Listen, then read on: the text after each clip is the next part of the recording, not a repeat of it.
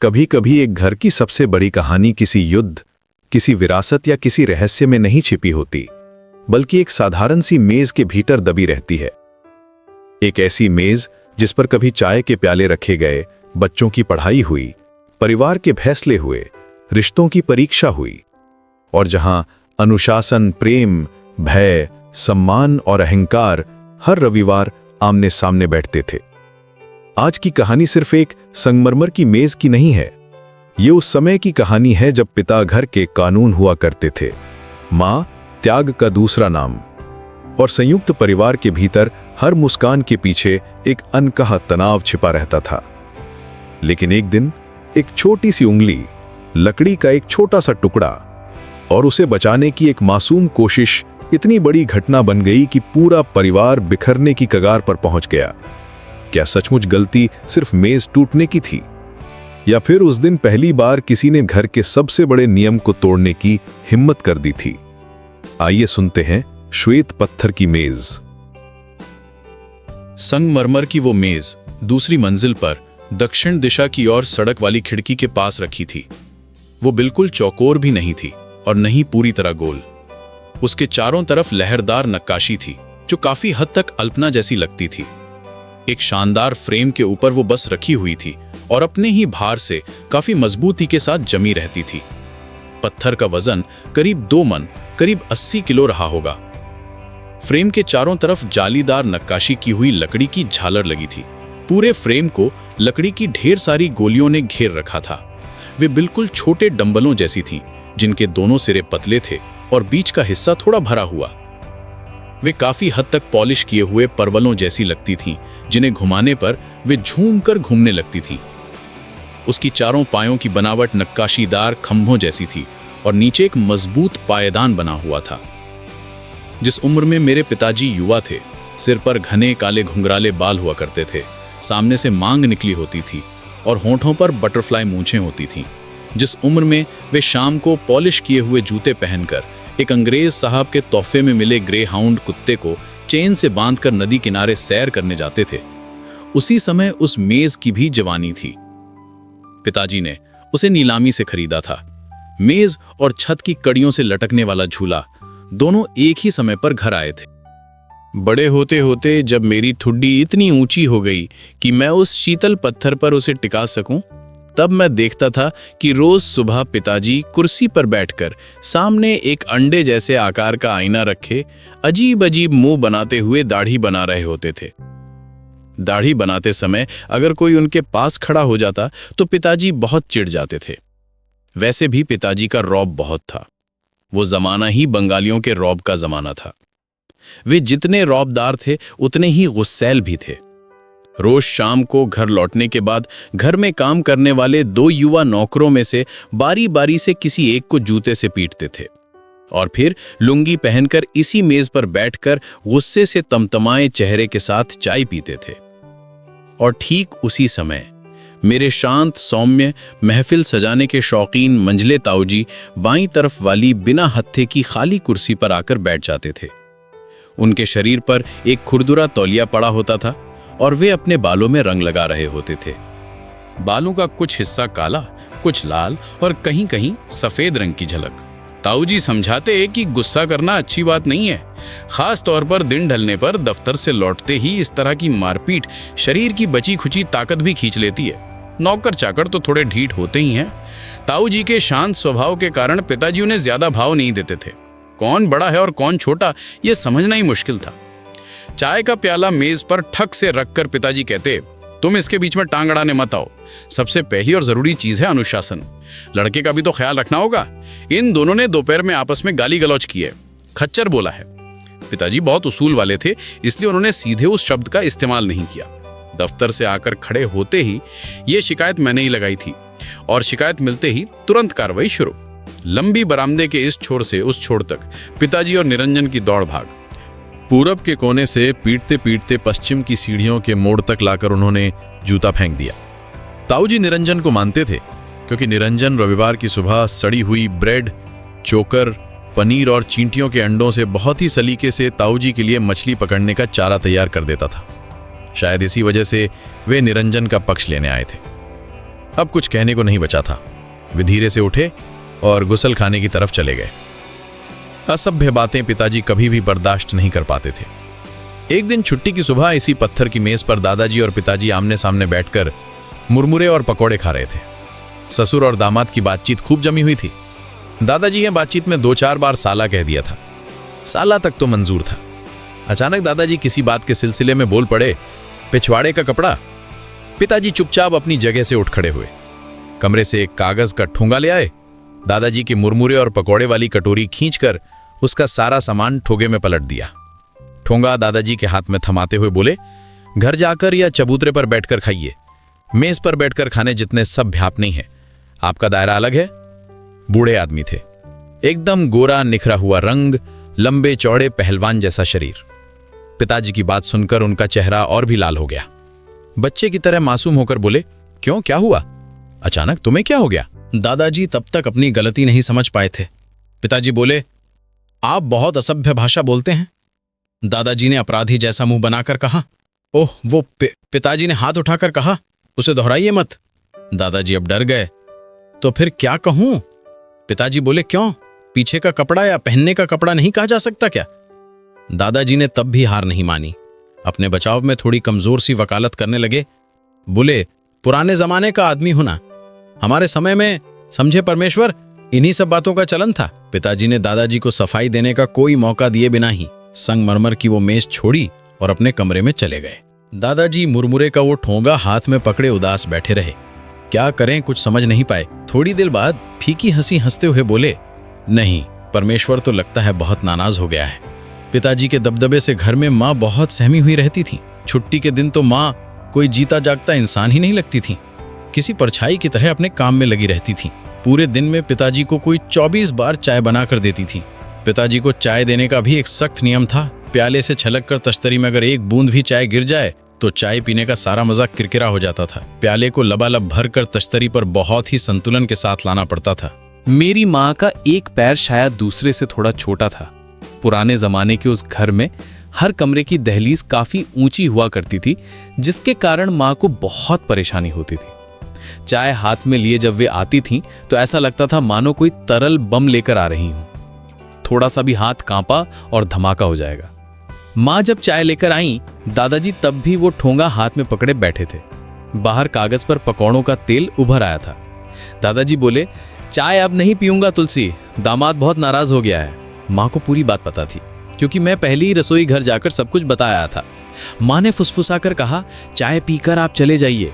दादाजी बोले, मैं तो चला ही जाता बेटी, लेकिन फंस गया हूं। माँ थोड़ी हैरान हुई, किस चीज में फंस गए हैं? दादाजी बोले, वो एक बहुत ही बुरी बात हो गई है। माँ थोड़ा डर गई। दादाजी खाने पीने के मामले में थोड़े लापरवाह थे। 1.25 सेर दूध के साथ पूरे एक कटल का रस या दाल के साथ आधी शीशी देसी घी, ये सब उनकी खतरनाक खुराक हुआ करती थी। माँ को लगा कि दादाजी ने शायद कपड़ों में ही कुछ कर दिया है। पहले भी 1-2 बार इस तरह की घटनाएं हो चुकी थीं। माँ बोली, क्या कपड़े गंदे कर दिए? दादाजी ने छाती ठोक कर जवाब दिया, नहीं नहीं, वैसी बुरी बात नहीं है, वो काम नहीं किया था। इस बात पर वे जैसे काफी गर्व महसूस कर रहे थे। तो फिर क्या किया है? माँ जैसे गहरी उलझन में पड़ गई। दादाजी का चेहरा किसी शरारती बच्चे जैसा हो गया। कुर्सी पर थोड़ा हिलते डुलते हुए बोले, दाएं हाथ की उंगली मेज में फंस गई है। माँ ने झुककर कहा, कहाँ, देखूं तो। मेज के किनारे लकड़ी में पान, ईंट और हुक्म के पत्तों वाली जो नक्काशी कटी हुई थी, उसी के एक छेद में दादाजी के दाएं हाथ की तर्जनी उंगली फंस गई थी। माँ ने कहा, खींचकर निकाल लीजिए ना। दादाजी ने बेबसी से कहा, निकल नहीं रही है, घुसी कैसे? दादाजी ने तब उंगली घुसने का पूरा हाल सुनाया। परमेश्वर तो गुस्सा करके उठ गया और मैं यहां अकेला बैठा रहा। यूं ही अनमने ढंग से उंगली को कभी इस छेद में तो कभी उस छेद में डालते डालते अचानक एक छेद में वो फिसलकर अंदर चली गई। हाथ में तेल जो लगा था, अरे बाप रे, उसके बाद से किसी तरह बाहर ही नहीं निकल रही है। दामाद ने इतने प्यार से मुरमुरे और पकौड़े ठोंगे में पलट कर दिए थे। अभी 2 पकौड़े खाने बाकी हैं और दायां हाथ है कि फंसा पड़ा है। डर के मारे माँ का चेहरा सूख गया। अब क्या होगा? दादाजी ने बच्चे की तरह कहा, लकड़ी तोड़कर उंगली बाहर निकाल सकता हूं, लेकिन कहीं परमेश्वर नाराज हो गया तो? माँ बोली, नहीं नहीं, लकड़ी तोड़ना नहीं चलेगा, महाभारत मच जाएगा। आप बल्कि एक बार और कोशिश कीजिए। नहीं हो रहा है बेटी तुलसी। तब से घुमाते घुमाते खाल छिल गई। माँ चाय का प्याला संगमरमर की मेज पर रखकर उत्तर वाले बरामदे में जाकर खड़ी हो गई। उधर एक छोटे से टुकड़े में पिताजी का बगिया का शौक था। वहां अच्छी धूप नहीं आती थी, फिर भी पिताजी की तपस्या का कोई अंत नहीं था। जमीन के उस छोटे से टुकड़े में ढूंढने पर दुनिया का हर पेड़ मिल जाता। धूप की कमी के कारण सारे पेड़ लंबाई में बहुत बड़े थे। पपीते के कुछ पेड़ तो तीसरी मंजिल की छत के छज्जे को छूने वाले थे। पिताजी उस समय बगीचे में ही थे। साथ में उनके मददगार निरंजन थे। सुबह के समय निरंजन जैसा अच्छा इंसान कोई नहीं होता था और शाम को उसी निरंजन की जूते से पिटाई होती थी। पेड़ों की जड़ों में सड़ी हुई खली का पानी डाला जा रहा था। जरा सा भी ध्यान हटा कि निरंजन किसी न किसी पौधे को पैरों तले रौंद देता। पिताजी बीच बीच में चिल्ला उठते, अरे सत्यानाश कर दिया तूने, डैफोडिल का पौधा गया। निरंजन को कोई परवाह नहीं थी। नहीं नहीं छोटे मालिक। पिताजी दांत पीस कर कहते, बेवकूफ कहीं का, पैर से दबा कर खड़ा है, एकदम मूर्ख। इसीलिए कहता हूं कि थोड़ी बहुत पढ़ाई लिखाई जरूरी है। निरंजन कहता, हर जगह तो पौधे ही पौधे हैं, बिना पैर रख के जाऊं तो जाऊं कैसे? क्यों, तेरे अंगूठे में क्या लकवा मार गया है? इस तरह पंजों की बल चल, पता है इसे क्या कहते हैं? ये देख। पिताजी खुद दिखाने गए। अरे गया, आखिर मैंने खुद ही रौंद दिया पौधा। गया, दत्त तेरी की। निरंजन ने तसल्ली दी, अरे मालिक एक दो तो जाएंगी, क्या पेट के सारे बच्चे जिंदा रहते हैं? एक दो तो मरते ही हैं। पिताजी बोले, सही कह रहा तू, लगा तू पानी डालता जा, जड़ से 6 इंच की दूरी रही, याद रखना। माँ जानती थी कि ये सिलसिला दोपहर 12 बजे तक चलेगा। वहीं खड़े खड़े मच्छरों के डंक सहना और 2-4 बार चाय पीना चलेगा। फिर पेड़ों की बड़ी हुई डालियां काटते समय हाथ कटाकर हाय हाय करते हुए ऊपर आएंगे। आयोडीन और पट्टी पहले से ही तैयार रखी हुई है। माँ उत्तर वाले बरामदे से दक्षिण में मेज से चिपके बैठे दादाजी के पास चली आईं। सामने ही सड़क के उस पार सनातन की छोटी सी तस्वीर मढ़ने की दुकान थी। दिन भर छोटी सी हथौड़ी से ठुक ठुक करके काम करता था। लंबा, सांवला और गठीला शरीर। कभी कभी काम के बीच से छोटी एल्यूमिनियम की डिब्बी खोलकर मुंह में बीड़ी दबाए जब वो इस घर की खिड़की की तरफ देखता था तो मैंने देखा था कि उसकी दोनों आंखें मटमैली पीली थीं। माँ ने कहा, सनातन को एक बार चुपके से बुला लाएगा क्या? सनातन आकर हाजिर हो गया। क्या कह रही हैं मां जी? शरीर से दुबला था तो क्या, आवाज एकदम भारी और कड़क थी। माँ ने फुसफुसाकर कहा, धीरे बोलो। सनातन ने अपनी आवाज को जितना हो सके धीमा करके कहा, क्या हुआ है मां जी? माँ ने तब सनातन को पूरी बात दिखाई। घुटने मोड़कर दादाजी की कुर्सी के पास बैठकर सनातन ने मेज को अच्छी तरह देखा और बोला, 2 पेंचों से ये लकड़ी जुड़ी हुई है। दोनों पेंच खोल देने पर ये लकड़ी उंगली के साथ मेज से अलग होकर लंबी अंगूठी की तरह बाहर आ जाएगी। माँ ने कहा, तो फिर खोल दीजिए, बहुत जल्दी, जरा भी आवाज मत कीजिएगा। सनातन खड़ाऊं पहने सीढ़ियों से खटखट करते हुए उतर रहा था। माँ के घबराए हुए सहमे निवेदन पर वो खड़ाऊं हाथ में लेकर नंगे पैर ही दुकान से औजार लेने चला गया। दोनों पेंच बहुत पुराने थे, जंग लगने से शायद उनके खांचे बंद हो गए थे। सनातन को खासी मेहनत करनी पड़ी। मेज को ढकेल कर खिसकाने का भी कोई उपाय नहीं था। दादाजी उंगली फंसाए बैठे थे। उस संकरी सी जगह में किसी तरह सनातन उस मुश्किल काम को करने में जुटा था। दादाजी का चेहरा देखकर ऐसा लग रहा था मानो उन्हें इस बात में बहुत मजा आ रहा हो। माँ के चेहरे पर घबराहट और चिंता थी। उनका एक कान बगीचे की तरफ लगा था।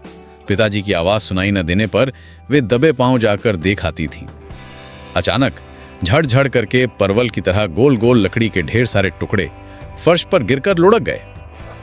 अरे बाप रे, ये क्या हुआ? कहकर मां आगे बढ़ी। सनातन ने मेज के किनारे से हंसता हुआ चेहरा उठाकर कहा, एक तरफ का हिस्सा खोल दिया है। ये सब क्यों खोल दिए? मां का सवाल था। ये लकड़ी खोलते ही ये भी तो निकलेंगे मां जी। ऊपर वाली लकड़ी के दबाव से ही ये सारे टुकड़े अपनी जगह पर टिके हुए थे।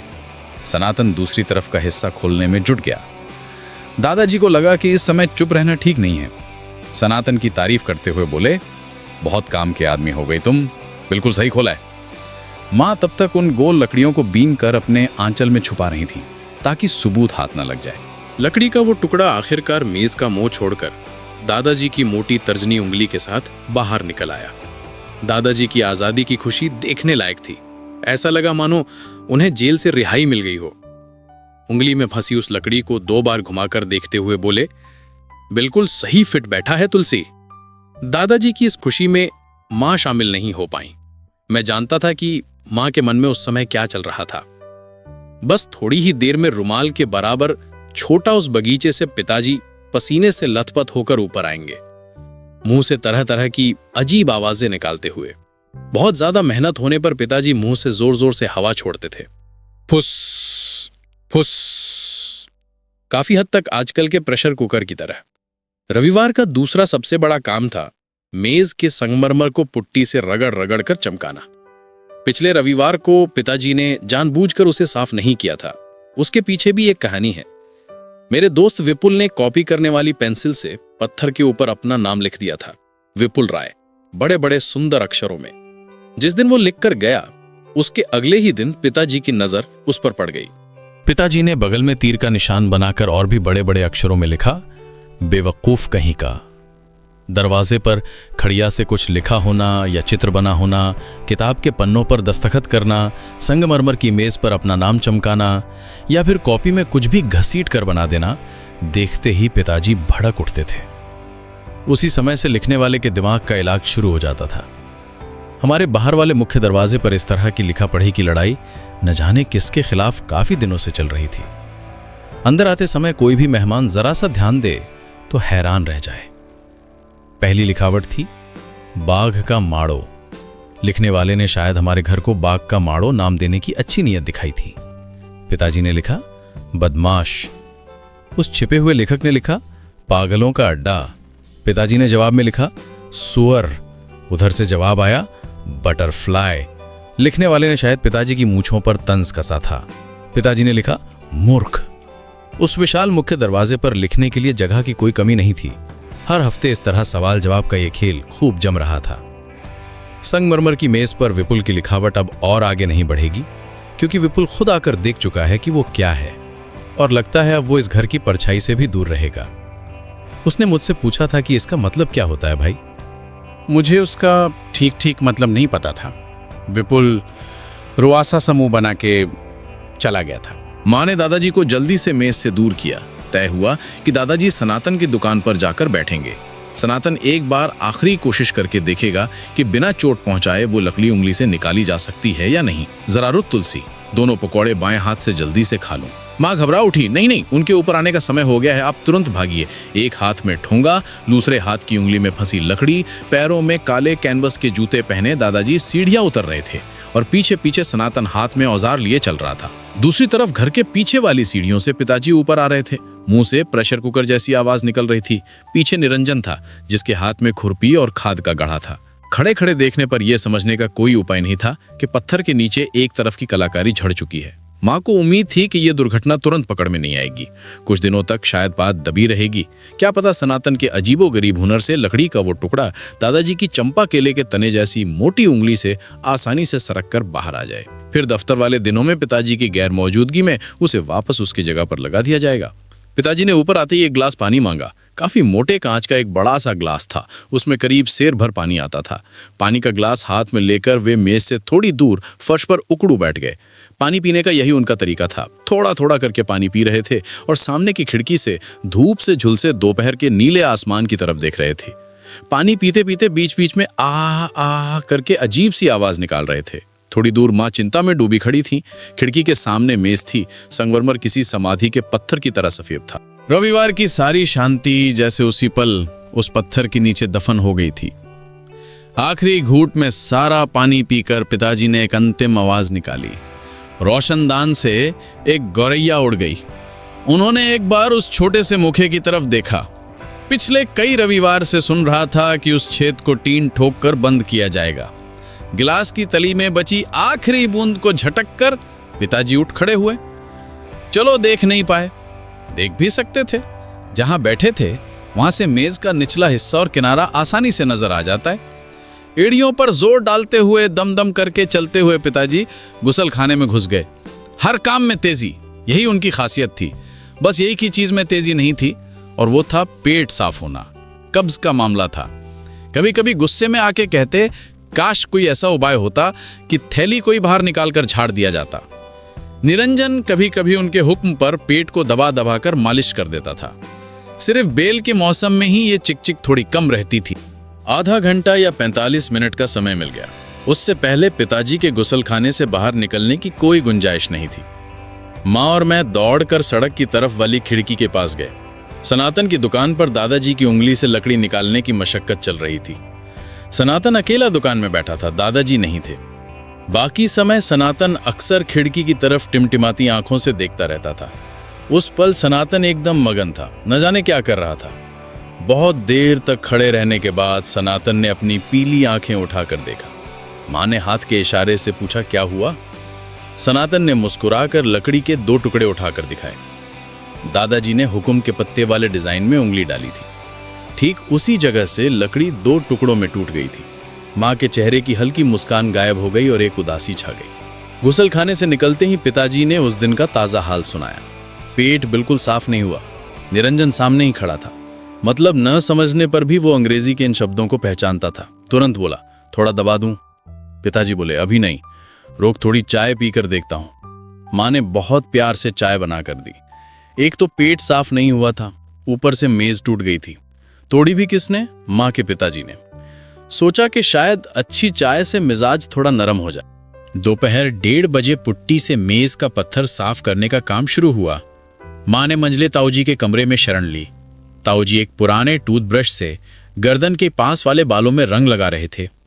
शरीर पर एक खुरदुरा तौलिया पड़ा था। इस घर के सारे अपराधियों को शरण देने वाले मंझले ताऊजी ही थे।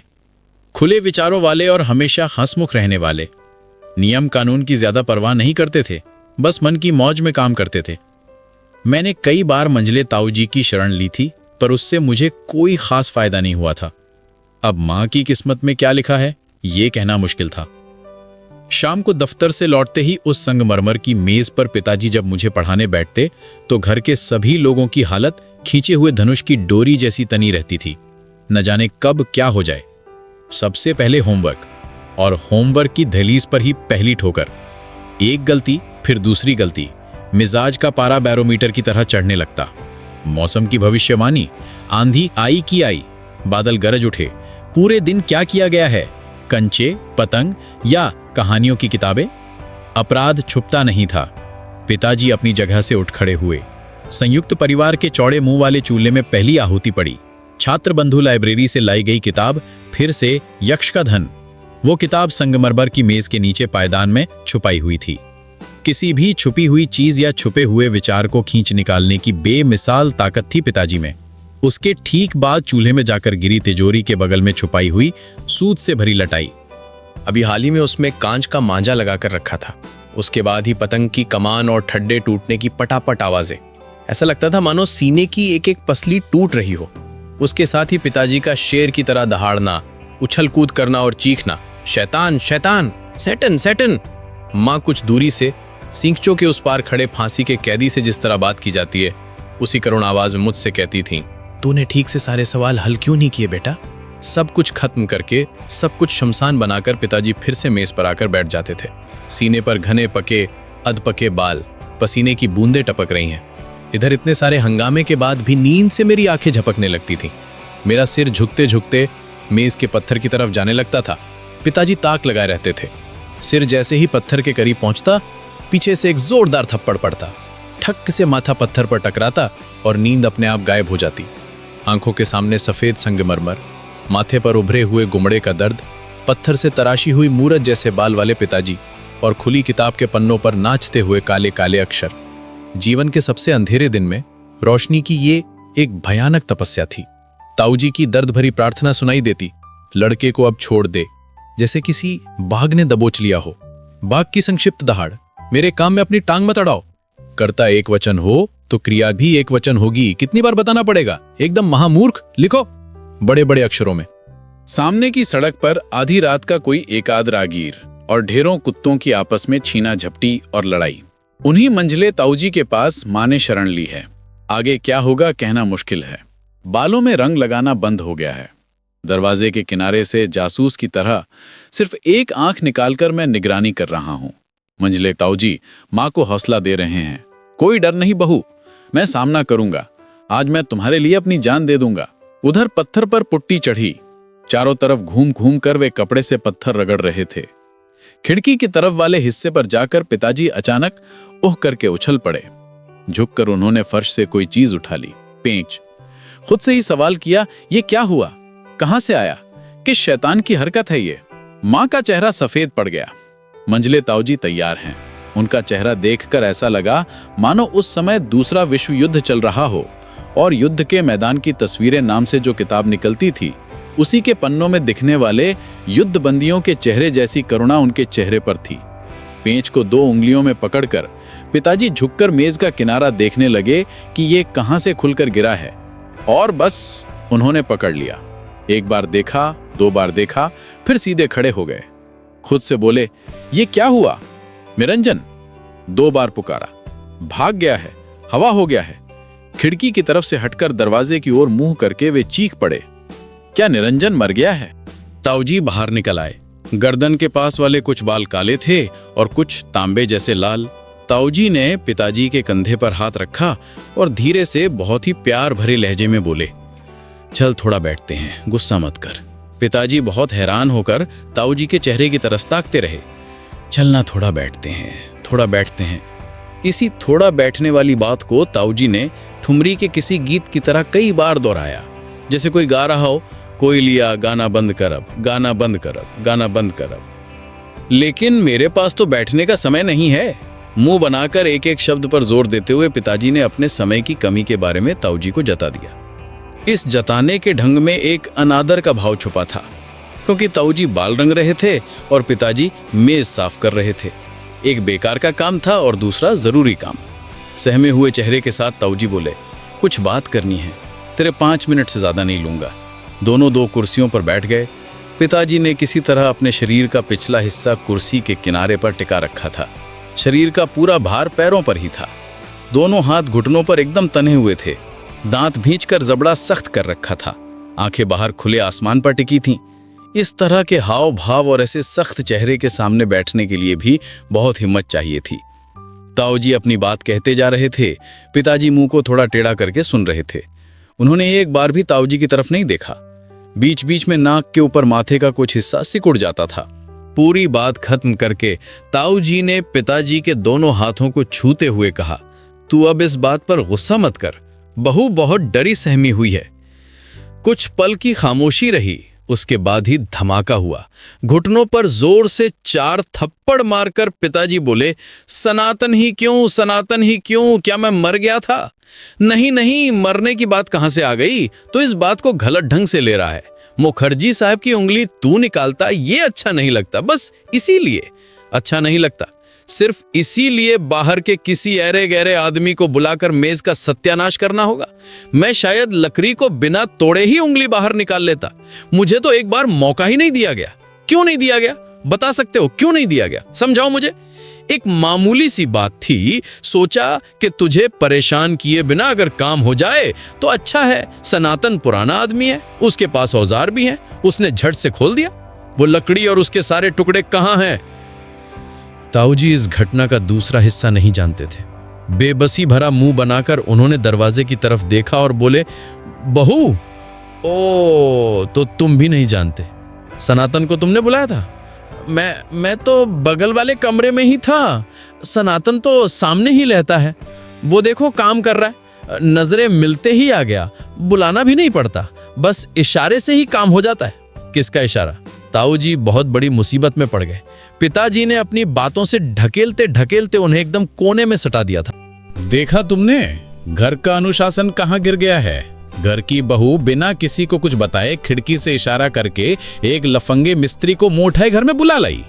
मेज कोई बड़ी बात नहीं है मजले भैया, बड़ी बात है अनुशासन। तुम बगल में थे और तुम्हें पता नहीं चला, मैं नीचे था और मुझे पता नहीं चला। ये लुका छिपी का खेल है, इसे जड़ से ही खत्म करना होगा। पिताजी अपनी जगह से उठ खड़े हुए। ताऊजी ने एक आखिरी कोशिश की, सुन मेरी एक बात मान ले, मैं उम्र में तुझसे बड़ा हूं ना। मेरी एक विनती है कि तू अब इस बात पर कोई हंगामा मत कर। मामला बहुत नाजुक है, समझा कर। मैं तेरी बात समझ गया हूं। हाथ से एक अजीब सा इशारा करते हुए पिताजी बोले, कोई समझौता नहीं। ताऊजी का चेहरा थोड़ा रुआंसा सा हो गया। बहू को भरोसा दिया था कि पनाह देंगे, लेकिन शतरंज की चाल में पिताजी ने शह और माथ देकर बाजी मार ली थी। ताऊजी भी अपनी जगह से उठ खड़े हुए। पिताजी से लंबाई में थोड़े ज्यादा थे, शरीर से दुबले पतले और थोड़ा झुककर चलते थे। पिताजी के तने हुए सीने के सामने वे बहुत ही कमज़ोर लग रहे थे। हम सब ने सोचा था कि पिताजी अपने कमरे की तरफ जाएंगे, लेकिन वे मुड़े और सड़क की तरफ वाली खिड़की की ओर बढ़ गए। बिना सींचे वाली उस फ्रांसीसी खिड़की से अपने सीने का आधा हिस्सा बाहर सड़क की तरफ झुका दिया। वे क्या करना चाहते थे कुछ समझ नहीं आया। ताऊजी थोड़ी दूर पर बदहवास से खड़े थे। तो मुझे लगा शायद दिमाग को ठंडी हवा दे रहे हैं या फिर सनातन को बुलाएंगे। अचानक खिड़की से बाहर हाथ निकालकर उन्होंने फटाफट 2-4 बार ताली बजाई। किसे बुला रहे हैं? जोर से चिल्लाकर बुलाना अंग्रेजी तहजीब के खिलाफ था। ताली से काम नहीं बना तो जितना हो सका अपनी आवाज को दबाकर बोले, शरत शरत, अरे शरत। शरत क्या करेगा? शरत शायद सामने की सड़क से गुजर रहा था। पिताजी की आवाज सुनकर उसने सिर उठाकर देखा। अपनी गाड़ी लेकर तुरंत एक बार यहां आओ। सड़क से शरत की आवाज सुनाई दी, मैं अभी अभी गैरेज बंद करके खाना खाने जा रहा हूं। आधे घंटे बाद खाना खाओगे तो क्या महाभारत अशुद्ध हो जाएगा? मैं खाना खाकर आता हूं छोटे मालिक। 10 रुपए दूंगा, 20 रुपए दूंगा, अभी तुरंत गाड़ी निकालो। तिरपाल में हुक लगी हुई शरत की एक बहुत पुरानी गाड़ी थी, चारों तरफ से एकदम खुली हुई, आधे कटे हुए दरवाजे, दरवाजों के सारे ताले टूटे हुए थे। सवारियों के बैठ जाने पर नारियल की रस्सी से दरवाजे बांध दिए जाते थे। पिछली सीट पर गद्दे की जगह कुछ सिरहाने वाले तकिए बिछे रहते थे। यही गाड़ी हमारे परिवार के घूमने फिरने और त्योहारों के समय किराए पर चलती थी। शरत की गाड़ी दुख के दिनों में भी साथ होती थी और खुशी के दिनों में भी। पिताजी खिड़की से हटाए, समझ आ गया कि शरत फिर से मजबूरी में गैरेज की तरफ लौट गया है। अपनी एड़ियों पर जोर डालते हुए दम दम करके जिस तरह वे चलते थे, ठीक उसी तरह चलते हुए पिताजी कमरे में घुसे। ताऊजी पिताजी के पीछे पीछे आ रहे थे। खिड़की के पास खड़े होकर पिताजी को कपड़े बदलते देख उन्होंने डरते डरते पूछा, गाड़ी का क्या काम है रे? दोपहर के इतने बजे हैं? पिताजी ने कोई जवाब नहीं दिया, लगभग छिटक कर दूसरी तरफ चले गए। हम खड़े खड़े देखते रहे। पिताजी ने धोती का लांग मारकर पहना और उसके ऊपर एक सफेद टेनिस शर्ट डाल ली। छुट्टी का दिन था इसलिए दाढ़ी नहीं बनाई थी, चेहरे पर पकी अधपकी दाढ़ी बड़ी हुई थी। कहाँ जा रहा है तू? ताऊजी को इस सवाल का भी कोई जवाब नहीं मिला। सब कुछ बहुत ही गजब की तेजी से हो रहा था। गाड़ी रुकने की आवाज सुनाई दी। पिताजी ने आवाज लगाई, निरंजन। पलक झपकते ही निरंजन सामने आकर खड़ा हो गया। कमरे के कोने में रखी हुई माँ की चॉकलेटी रंग की ट्रंक की तरफ इशारा करते हुए पिताजी बोले, इसे गाड़ी में रख दे। उन्होंने इस तरह कहा मानो उस ट्रंक के अंदर माँ की बहुत दिनों की सड़ी हुई लाश रखी हो। पिताजी ताऊजी के कमरे की तरफ बढ़ गए। माँ उस समय पलंग के एक किनारे पैर लटकाए उदास चेहरे के साथ बैठी थी। रंग बेहद गोरा था, खून की कमी के कारण और भी सफेद लग रहा था। मेरे इस दुनिया में आने के बाद से ही माँ का शरीर बहुत टूट गया था। शायद मेरा इस दुनिया में आने का बिल्कुल भी मन नहीं था। गर्भ के ईशान कोण में दुबका हुआ बैठा था, शायद पिताजी के डर से। फिर एक समय कोई और उपाय ना देखकर ढलवां तख्ते पर से फिसलते हुए जिस तरह लोग नीचे उतरते हैं, ठीक उसी तरह सर्र से नीचे उतर आया। आते समय माँ की एक मुख्य नस को जनेऊ की तरह अपने गले में लपेट लाया था। बाप के बेटे शायद इसी अंदाज में पैदा होते हैं, पहले सिर बाहर निकालकर माहौल का जायजा लेने की जरूरत महसूस नहीं करते। इतने पर भी माँ को कितनी खुशी थी। माँ की इच्छा ढेरों बच्चों की जननी बनने की थी। गिनी पिग की तरह सारे कमरे में घूमते फिरेंगे। पिताजी की सोच इसके बिल्कुल उलट थी। एक ही काफी है, दूसरा तभी मंजूर है जब कोई खास मजबूरी हो। बिस्तर के ऊपर अपनी हथेली को उल्टा रखकर माँ अपने ही ख्यालों में उंगलियों को गिन रही थी, लंबी लंबी उंगलियां। अनामिका में एक सफेद पुखराज की अंगूठी चमक रही थी। पिताजी एकदम माँ के सामने जाकर खड़े हो गए। उठो। माँ डरते डरते उठ खड़ी हुईं। चलो। पिताजी ने चलना शुरू कर दिया। वे जानते थे कि इस हुक्म को टालने की ताकत किसी में नहीं है। माँ ने नीली बूटियों वाली साड़ी पहन रखी थी। ताऊजी के लिए यह आखिरी मौका था। अपने पाले में प्रतिद्वंद्वी को पा लिया था। दरवाजा रोककर खड़े हो गए। इस दोपहर को बहू को लेकर कहाँ जाएगा तू? तुमने पंचतंत्र पढ़ा है? दरवाजे से थोड़ी दूर रुककर पिताजी ने सवाल किया। ताऊजी थोड़े हक्के बक्के रह गए। समझ गया, नहीं पढ़ा है। पढ़ोगे कब? जीवन में बस 2 ही चीजें हैं। 2 उंगलियां उठाकर हाथ से एक इशारा किया, बाल और मछली। सुन लो, शरीर के लिए जरूरत पड़े तो एक अंग का त्याग कर देना चाहिए। गांव के लिए एक मोहल्ला, शहर के लिए गांव और देश के लिए शहर। परिवार की पवित्रता के लिए उन्हें यहां से हटा देना ही ठीक है। हटा शब्द के साथ ही पिताजी दरवाजे के चक्रव्यूह को तोड़ने के लिए आगे बढ़े, लेकिन ताऊजी एक सच्चे वीर की तरह डटे रहे। उस समय स्वदेशी आंदोलन के दिनों में एक बात अक्सर हमारे कानों में पड़ती थी, करो या मरो। ताऊजी की हिम्मत देखकर लगा कि इस संकट की घड़ी में उनका प्रण यही था, करो या मरो। तेरी मनमानी दिन पर दिन बढ़ती जा रही है। हिटलर की तरह तानाशाह बनता जा रहा है तू। बहू को तू कहीं नहीं ले जा सकता। मैं इसकी इजाजत नहीं दूंगा। ताऊ जी के मुंह से अंग्रेजी निकलने का मतलब था कि वे बहुत गुस्से में हैं। सूखा तौलिया हवा में उड़ रहा था। उसे दोनों हाथों से जल्दी से दबाकर पकड़ा और कबड्डी के खिलाड़ी की तरह पिताजी फुर्ती से दरवाजा पार करके निकल गए। मां खड़ी रह गई, समझ नहीं पाई कि क्या करें। आखिर में बोली, तो फिर मैं चलती हूं। कहां जाओगी तुम बहू? तुम यहीं जमकर बैठी रहो। वो होता कौन है? एक जालिम। मैं उसे देख लूंगा। ताऊ जी ने आवाज लगाई, निरंजन। सड़क से जवाब आया, आता हूं मंजले मालिक, उतार ला। बक्सा? हाँ, बक्सा। निरंजन बक्सा लाने चला गया। पिताजी ने उल्टा हुक्म दिया, खबरदार जो उतारा। निरंजन सीढ़ियों के मोड़ कर ही धम से बैठ गया। ताऊ जी ने मेज के पास कुर्सी पर बैठकर ऐलान किया, इस घर से किसी का भी एक कदम बाहर निकलना नहीं चलेगा। यह संयुक्त परिवार है, किसी एक की मर्जी से घर नहीं चलेगा। पिताजी मुड़े, धोखेबाज और साजिश करने वाली पत्नी के साथ घर बसाया जा सकता है क्या? बहू इनमें से कुछ भी नहीं है। तुम्हारी हमेशा से यही आदत रही है, बात का बतंगड़ बनाना। मैं तुम्हारी बात से बिल्कुल सहमत नहीं हूं। मेरा परिवार मेरी मर्जी से चलेगा। इन सब मामलों में कोई ढील नहीं दी जाएगी। शरद सड़क से चिल्ला उठा, क्या हुआ भाई? ताऊ जी चिल्ला उठे, निरंजन बदमाश कहीं का, बक्सा नीचे उतार ला और शरद को 10 रुपए देकर विदा कर। मुझे छोटे मालिक जूते से पीटेंगे, मैं तुझे डंडे से पीटूंगा बदमाश। तुम्हारा परिवार क्या है? हमने तुम्हारी शादी करवाई थी। बहू सिर्फ तुम्हारी अकेले की नहीं है, इस घर की बहू है। निरंजन बक्सा कंधे पर रखकर ऊपर आ गया। शरद की गाड़ी चालू होकर चली गई। तुम अपने कपड़े उतारोगे या नहीं? मंजले भैया, तुम्हारी इस ढील से सारा घर बर्बाद हो जाएगा। जाता है तो जाए, ये मत भूलो कि घर तुम्हारा दफ्तर नहीं है। बात बात पर नौकरी से निकालना और चार्ज शीट थमाना यहां नहीं चलेगा। मान ले कि गलती हुई है, मैं उसे माफ कर दूंगा। बहू। मां दबे पांव आगे आई। वे दरवाजे के पास ही सुन सी खड़ी थीं। चेहरा एकदम सफेद पड़ गया था। बोल दो कि गलती हो गई है। पिताजी सीना तानकर और ठुड्डी ऊंची करके खड़े हो गए। मां ने गले में आंचल डालकर बहुत धीमी आवाज में कहा, मुझसे गलती हो गई है। पिताजी ने मुंह ऊंचा रखे हुए ही कहा, अब कभी ऐसा मत करना, यह बहुत बुरी बात है, सजा देने लायक अपराध है। कभी भी खुद कोई फैसला मत लेना। औरत हो तो औरत की तरह ही रहना। मां मुड़ी और धीरे धीरे जाते हुए औरत के अधिकारों से जुड़ी वो आखिरी नसीहत सुन ली। वही संगमरमर का पत्थर दीवार के सहारे खड़ा किया हुआ है। नक्काशी वाला वो सारा फ्रेम दीमक की भेंट चढ़ चुका है। अब उसे सफेद भी नहीं कहा जा सकता। इस्तेमाल ना होने से उसका रंग मटमैला हो चुका है। जीवन से 40 गर्म साल किसी भाप की तरह उड़ा देने के बाद अब पिताजी के बाल सचमुच दूध जैसे सफेद हैं। मां अब तेल चित्र में बसी एक धुंधली याद हैं। ताऊ जी एक मटमैली तस्वीर हैं। सूखी माला पर मकड़ी का जाला लगा है। दादाजी का टूटा हुआ तानपुरा रस्सी के सहारे हुक से लटक रहा है। ठुड्डी ऊंची करके पिताजी आज भी खड़े हो सकते हैं, लेकिन उनके पैरों के पास घुटने टेक कर बैठने वाला अब इस परिवार में कोई नहीं बचा है। समय का अपना एक अजीब न्याय होता है। जिस अनुशासन को कभी अटल समझा जाता था, वो भी एक दिन याद बन जाता है। जिस क्रोध से पूरा घर कांप उठता था, वही आवाज उम्र की थकान में कहीं खो जाती है।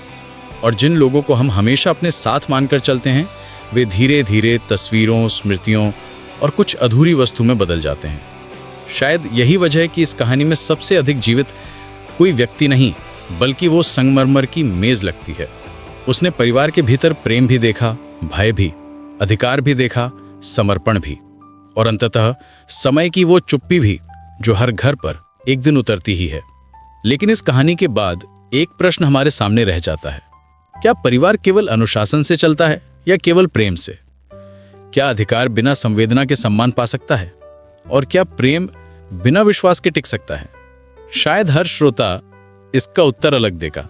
यदि इस कथा ने आपको अपने घर, अपने माता पिता, अपने दादा दादी या बीते समय की किसी याद तक पहुंचा दिया हो, तो यही इस कहानी की सबसे बड़ी सफलता है। फिर मिलेंगे एक और ऐसी ही कालजयी कहानी के साथ। नमस्कार।